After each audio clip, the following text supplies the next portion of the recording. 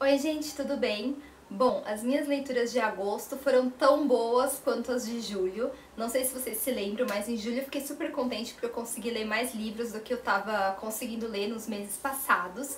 E bom, em agosto eu li 4 livros, 4 ótimos livros e muito diferentes entre si. Na verdade, eu acho que eu falo isso em quase todos os vídeos, né? Mas é uma coisa que eu procuro fazer. Eu procuro diferenciar gêneros, autores, assim, mesmo temáticas, né? Eu gosto de ler coisas bem diferentes num pequeno espaço de tempo, né? Até porque isso me permite sair totalmente de uma história e entrar em outra, né? Não ficar com alguma coisa reverberando na minha cabeça, de repente um tema, alguma coisa assim, e continuar naquilo durante o mês inteiro. Então eu sempre procuro diferenciar muito, assim, as minhas leituras dentro do mesmo mês. Mas vamos ver então as leituras de agosto, porque começou com um livro muito fofinho, que foi esse daqui, A Lista, da Cecília Ahern, editora Novo Conceito. E eu acho que vocês já devem saber, até porque, né, já postei várias coisas no blog, eu participei do Hangout com a autora, que a Novo Conceito promoveu.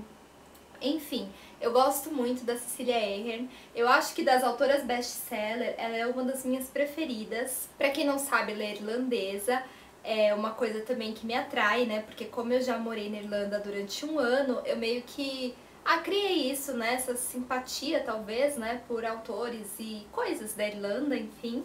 Mas A Lista foi um livro especial, eu diria, na verdade. Ele conta a história da Kitty, que é uma jornalista, e ela é uma jornalista que está vivendo uma fase meio conturbada na vida dela. Por quê? Porque ela esteve envolvida meio que num escândalo, né? Tipo, ela deu uma notícia errada, né? Fez um sensacionalismo na televisão com o nome de uma pessoa, né? De um cara, e dando uma notícia errada e, tipo, destruiu a vida desse cara, né? Porque falou que ele tinha cometido pedofilia com alunas, enfim. Então a vida dele meio que foi destruída, a reputação dele também. E com isso, a dela também, né? Porque quando veio à tona que essa notícia não era verdadeira e tudo mais. Só que a Kitty, ela não teve culpa nisso exatamente, né? Não de forma ativa, digamos assim. Porque ela não fez por maldade, ela realmente acreditou que a notícia fosse verdadeira. E faltou sim, né, correr atrás de mais provas, etc, etc. Talvez naquela empolgação de dar logo a notícia em primeira mão, ela cometeu esse deslize. E aí o que acontece? Então a vida da Kitty tá de cabeça pra baixo, e sem falar que meio que a reputação dela como jornalista também foi por água abaixo, né? Nisso, uma amiga dela, Constance, que é editora de uma revista, e essa revista a Kitty também trabalha, ela tá morrendo no hospital, né? Então antes de morrer, ela indica pra Kitty pegar no arquivo dela um papel que tem umas indicações da última matéria que ela gostaria de ter escrito e tal, e publicado.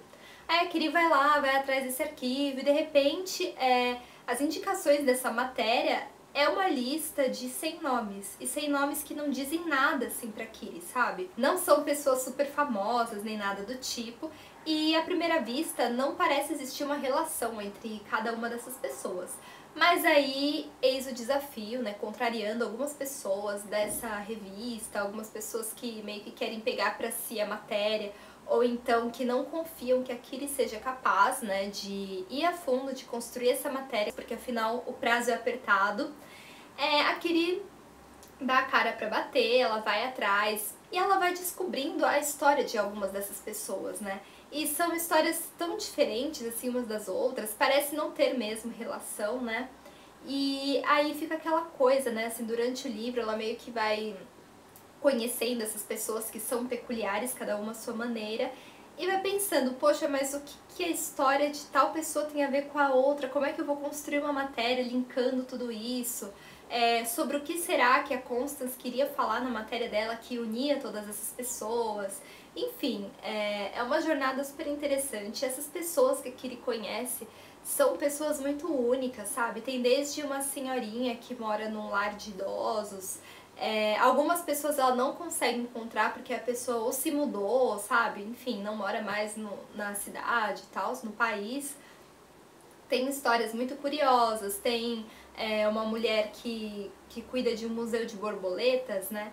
E ela vive reclusa, enfim, são várias histórias, e esse livro traz uma mensagem muito especial, muito bonita, assim, eu diria, sabe? Apesar de simples, mas ele meio que fala pra gente que toda história merece ser contada, sabe? Que ninguém tem uma história de vida que possa falar, ai, a minha história é sem graça, ninguém vai se interessar pelo que eu tenho pra contar, enfim.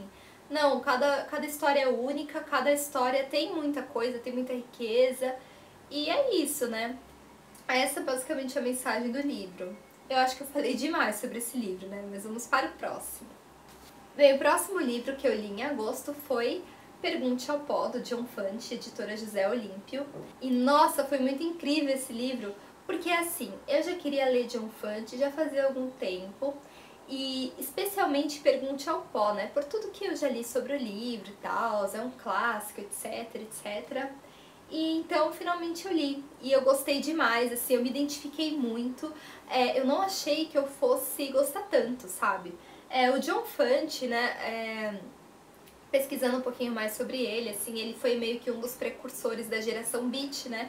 Que é a geração em que estão inclusos o Kerouac, o Bukowski, etc. E tudo isso meio que começou lá na época do John Fante. Só que ele nunca tinha sido muito reconhecido, sabe? Ele começou a ser mais reconhecido por causa do Bukowski, porque o Bukowski pagava muito pau pra ele, muito mesmo. Inclusive o prefácio desse livro é do Bukowski. Então se você começar a ler A Orelha, que é um resumo, digamos assim, do prefácio, você já fica assim, muito assim, nossa, eu preciso ler esse livro, sabe? E é o Bukowski que tá falando, não é qualquer pessoa.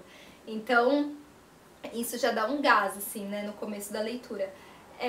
E aí o John Fante ficou mais conhecido, assim, lá nos anos 80 por causa do Bukowski mesmo, né? Porque o Bukowski pediu pra editora pra relançar os livros do Fante, etc. E aí ele meio que foi ficando mais badalado, né? E Pergunte ao Pó, né, como eu disse, é o livro, assim, digamos, mais famoso, né, do John Fante. E ele fala sobre juventude, sobre expectativas, frustrações, idealizações e a realidade, né, que muitas vezes não tem lá muito a ver com a imagem que a gente idealizou. Enfim, é um cara, né, um jovem escritor, que é o Arturo Bandini, que é o alter ego do Fante. E ele é descendente de italianos, né? E ele deixou a cidade natal, foi morar em Los Angeles para tentar ganhar a vida como escritor. Ou seja, ele quer se tornar um escritor de sucesso e é só isso que ele quer. Tipo, ele não considera seguir outro caminho, sabe? Então ele não trabalha, ele vai tentando aí escrever algumas coisas, muitas vezes ele não consegue, sabe? Não vem nada pra ele. Ele tem um conto publicado numa revista e ele vai tentando, né? Essa vida dele, ao mesmo tempo ele vai meio que ele anda muito na rua, observa muito, porque ele mesmo diz que ele precisa, né? Ele quer ter experiências para poder escrever o livro dele, né? Então, assim, a gente nota que esse Arturo Bandini, ele não tem muitas experiências na vida, sabe? Nem mesmo no campo do amor, né? Ele é um cara que, assim, ele é ávido por experiências, justamente porque ele não as tem, mas ao mesmo tempo ele tem muito medo. E medo, inclusive, do amor, né? Também, das mulheres. E aí é nesse contexto que ele conhece a Camila Lopes, que é uma mexicana, que é garçonete num café. E ele meio que se apaixona por ela, mas é uma relação muito ambígua, sabe? Porque ele se apaixona, ele fica encantado, deslumbrado, mas ao mesmo tempo algo nela repele ele. Então fica sempre esse negócio de muitas ofensas entre eles, discussões, sabe, desentendimentos, uma negação mesmo, sabe? Porque ele não admite que ele esteja gostando de uma moça mexicana, e isso porque ele mesmo é descendente de italianos e ele talvez não se sinta bem com isso, sabe? Por quê? Porque ele não é, digamos, americano puro, ele não tem um sobrenome americano. Então isso atinge muito, e é justamente o que ele vê na Camila, né? Ela tem aquilo que ele também tem, é meio que um espelho dele, né? E isso começa a atingi-lo, assim, de uma forma muito forte, né? Então por isso toda essa agressividade. Então assim, um dia ele tá xingando, humilhando a Camila, humilhando mesmo, de verdade mesmo, e no outro dia ele tá rastejando aos pés dela, sabe? É muito assim. E aí, né, ele vive uma situação financeira precária, tipo, quando a coisa aperta de verdade, ele recorre à mãe dele, sabe, pra enviar alguns trocados, pra ele ter pelo menos como pagar o aluguel no hotelzinho que ele mora. Enfim, são todas as dificuldades, sabe? É o dia a dia mesmo, né, do Arturo Bandini, esse livro. O final eu achei fantástico, assim mesmo. É um final simples, eu achei muito coerente, sabe? A maneira como o autor conduziu esse personagem. E aliás, né, eu já falei isso na resenha, mas enfim, vou repetir. O Arthur Bandini é um personagem que aparece em outros livros também do John Fante. Então, na verdade, eu só li Pergunte ao Pó, mas eu pretendo ler os outros, né? E eu fiquei muito curiosa, né, com relação aos outros livros. Gostei demais de Pergunte ao Pó, gostei muito do protagonista, dos personagens. Gostei muito, como eu disse na resenha, do Hell Freak, né, que é um vizinho do Bandini, é um cara super excêntrico, super estranho, né. Enfim, foi um livro que valeu muito a pena, foi uma surpresa mesmo do mês pra mim. E é isso, então. Bem, o terceiro livro que eu li em agosto foi este daqui, Zazie no Metrô, do Raymond Queneau. E, bom, eu não sei se vocês lembram, né, mas lá em janeiro eu fiz aquele post de 12 livros pra ler em 2015, né? E até agora, gente, eu não li nenhum, só que eu li Zazie no Metrô, então pelo menos eu li um. Provavelmente, eu já estou prevendo, vai ser feio esse projeto, mas pelo menos um livro por enquanto, né? Vou ver se eu consigo ler mais alguns. Mas enfim, Zazie no Metrô, essa edição é de babá, gente, mesmo, é da Kozak Naif. Eu comprei esse livro tem bastante tempo, tem mais de um ano com certeza, e foi justamente porque eu gosto muito do filme do Louis Malle. Eu já falei sobre o filme também aqui no blog, e cara, eu amo esse filme, é uma comédia assim super deliciosa, sabe, super divertida, e quando eu vi essa edição eu fiquei louca, mesmo. E aí, eu não sei se vocês vão conseguir ver assim, mas o papel dela é diferente, sabe? É todo molinho. É assim, cada folha ela é dupla. E dentro dela tem algumas impressões de cartazes franceses da década de 50, se eu não me engano. Então fica por dentro. Então a gente não consegue ver, né, realmente. A gente consegue enxergar apenas algumas sombras, né, digamos assim, alguns resquícios, né, nas páginas em branco. Tá vendo? Fica bem clarinho, como se fosse marca d'água. E por dentro aqui estão, né, as impressões. Então se a gente quiser ver, a gente tem que meio que fazer isso que eu fiz na folha, né? Abrir e olhar assim de cantinho, dá um super medo de rasgar, porque esse livro é todo molinho, as folhas são super fininhas. Mas enfim, essa edição é linda, né? A Kozak, ela capricha muito nas edições, gente, eu sempre babo. Bem, né? É parecido com um filme, né? Sim, é super engraçado. Na verdade, o livro ele vai mais pro lado do absurdo, digamos assim, do nonsense. Então tem vários diálogos assim que você para e fala assim, nossa, o que eles estão falando, sabe? Não tem muito a ver, mas é muito engraçado e ao mesmo tempo tem uma conotação séria, se você quiser enxergar por esse lado, né? Enfim, então tudo acontece em Paris, a Zazie é uma garota, não fala, eu penso que não fala a idade dela, mas eu posso não estar me lembrando, porque no filme, eu tenho a sensação que no filme ela é mais criança do que aqui.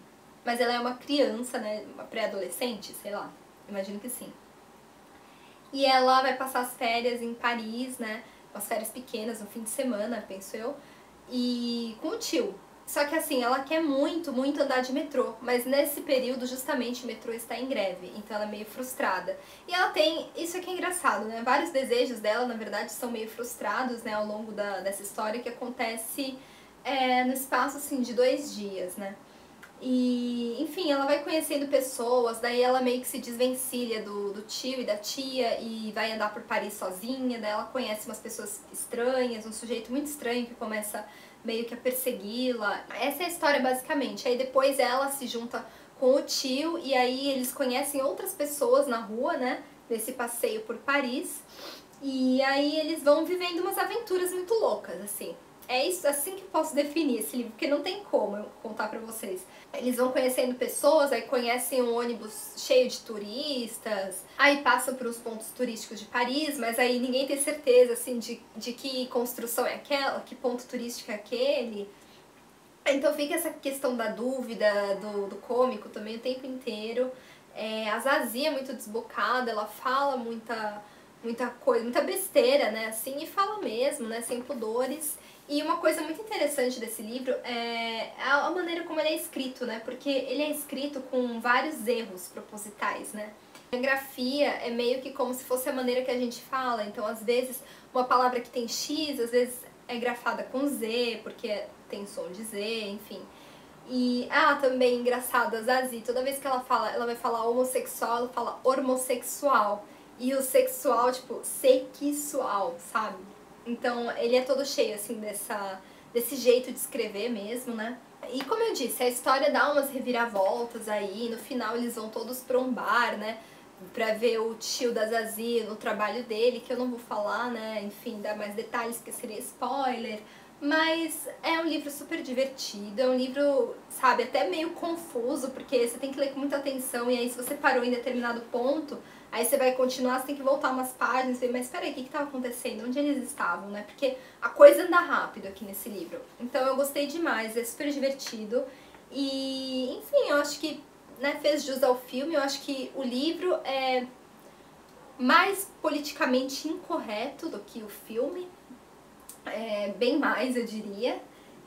Mas assim, eu gostei muito, né? Continuo amando o filme e gostei muito do livro. E por último, a minha última leitura de agosto foi um livro meio pesado. Foi este daqui que eu li no Kindle, O Holocausto Brasileiro, da Daniela Arbex, da Geração Editorial. Então é uma história real, na verdade, é um texto jornalístico, sobre o Hospital Colônia, né, de Barbacena. Era um hospício em que aconteciam muitas atrocidades. 60 mil mortos durante esse tempo todo. 70% dos pacientes não tinham qualquer problema mental. Tem vários depoimentos, né, histórias de pessoas que passaram a maior parte da vida delas internada nesse hospital. Elas perdiam toda a identidade delas no momento que elas chegavam lá, né, porque os homens tinham a cabeça raspada, todos eles perdiam as suas roupas, os seus sapatos, e andavam com um uniforme azul, que eles chamavam de azulão, né, um macacão. Mas na maior parte do tempo, né, quando esses uniformes iam lavar, porque eles só tinham um, eles ficavam nus mesmo, ou vestidos em trapos, né. Assim, é uma situação pior que precária, sabe? Não tem nem palavras pra dizer.